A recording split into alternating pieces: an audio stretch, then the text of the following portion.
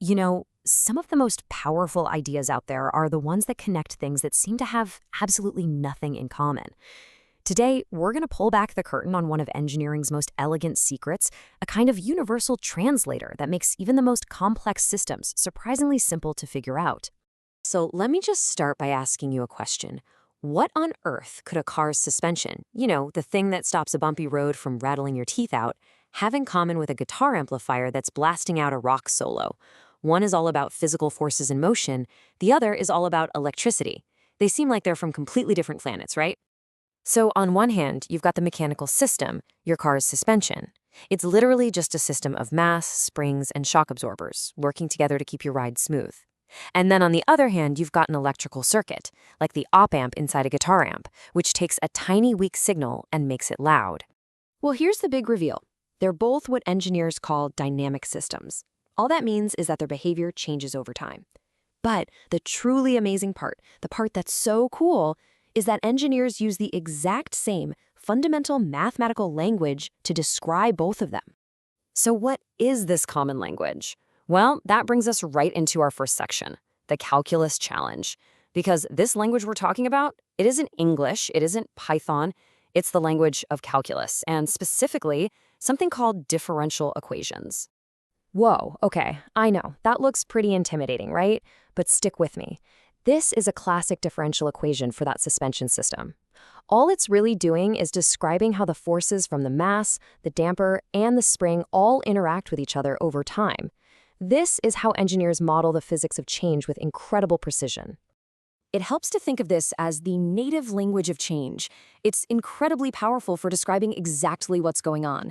But, and this is a huge but, actually trying to solve these equations directly to predict what the system will do, man, it is an absolute nightmare. It's super complex and takes forever. So if the native language is just too hard to work with, what do? Well, you find a translator. And that is exactly what engineers did. They came up with a brilliant shortcut, which brings us to the real hero of our story, the S-domain shortcut. This secret weapon is called the Laplace transform. And honestly, the best way to think of it is as a universal translator for math. It takes a really difficult problem written in the language of calculus, which we call the time domain, and it translates it into the much, much friendlier language of basic algebra in a place we call the S-domain. And this right here, this is the whole trick. This is the big aha moment. We're fundamentally changing the problem. All of those really difficult calculus things like derivatives and integrals, they literally just become simple multiplication and division. You're not trying to solve the hard problem. You're translating it into an easy one first. So the entire game plan looks like this. It's a 4-step process. First, you model the real-world system using those tough differential equations. Step 2, you use the Laplace transform to zap the whole thing into the simple S-domain. Step 3, you solve the problem there using easy algebra. And finally, step 4, you use something called the inverse Laplace transform to translate your simple solution back into the real world. It's a perfect round trip from hard to easy and back again. All right, enough theory. Let's actually see this thing in action. We're going to start by jumping back to that mechanical system we were talking about. So we are back at the car's suspension. Instead of trying to wrestle with that big, ugly equation we saw earlier, we're just going to run the system through our universal translator and see what pops out on the other side. And just look at this. This is the magic right here. In the time domain, the mass has that nasty second derivative. But in the S domain, poof, it's just ms squared. The damper's derivative becomes cs, and the spring just becomes k. All the calculus has completely vanished.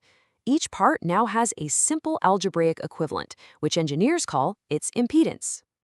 Okay, that's pretty cool for a mechanical system. But now, for the real magic. Can we use the exact same method for a totally different system? Let's find out by analyzing an electrical circuit. This time, we're looking at a basic building block in electronics, the sort of thing you'd find inside that guitar amp.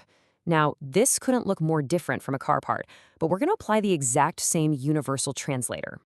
And would you look at that? It's the exact same story. A capacitor, which normally involves a complicated integral, in the S domain, it's just 1 over cs.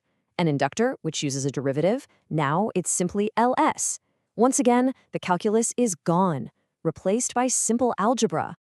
So here's the takeaway. It doesn't matter if you're dealing with springs and masses or capacitors and inductors.